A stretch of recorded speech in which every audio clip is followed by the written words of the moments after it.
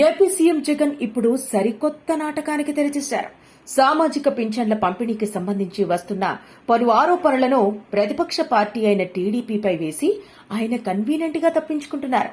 4.5 నడుస్తున్న ఇంటింటికి పింఛన్ల పంపిణీ కార్యక్రమాన్ని జగన్ తానే అడ్డుకుని ఆ నెపాన్ని ప్రతిపక్ష టీడీపీపై నెడుతున్నారు.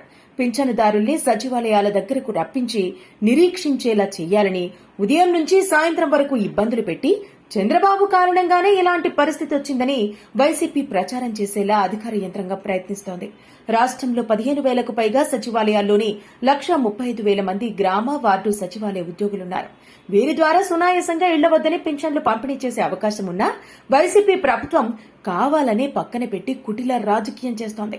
ఇందులో ప్రత్యక్షంగానో పరోక్షంగానో ముఖ్యమంత్రి కార్యాలయంలో ఓ కీలక అధికారి ప్రమేయం ఉందని ప్రతిపక్షాలు అనుమానిస్తున్నాయి. వాలంటీర్లను పింఛన్ల పంపిణీ నుంచి పక్కన పెట్టాలని కేంద్ర ఎన్నికల సంఘం నుంచి ఆదేశాలు వచ్చిన వెంటనే సచివాలయ ఉద్యోగుల ద్వారా ఇంటింటికి పంపిణీపై ఉన్నత స్థాయి చర్చ జరిగినట్టు తెలుస్తోంది. సరిపడా ఉద్యోగులున్న 3 రోజుల్లో పంపిణీ పూర్తి చేయొచ్చని తెలిసినా సీఎంఓలో అన్ని వ్యవహారాలు తానే నడిపే కీలక అధికారి అలా చెయ్యొద్దని చెప్పారని ప్రతిపక్షాలు అనుమానిస్తున్నాయి. పింఛనుదారులకు ఇచ్చేందుకు డబ్బులు లేక ప్రభుత్వం నాటకాలాడుతోందని ప్రజా సంఘాల నాయకులు ఆగ్రహం వ్యక్తం చేస్తున్నారు.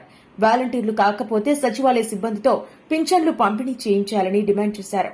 సామాజిక పింఛన్లను పంచాయతీ కార్యదర్శుల ద్వారా చెల్లింపు చేసేలా ఉత్తర్వులు ఇవ్వాలని సీఎస్ ను కోరారు.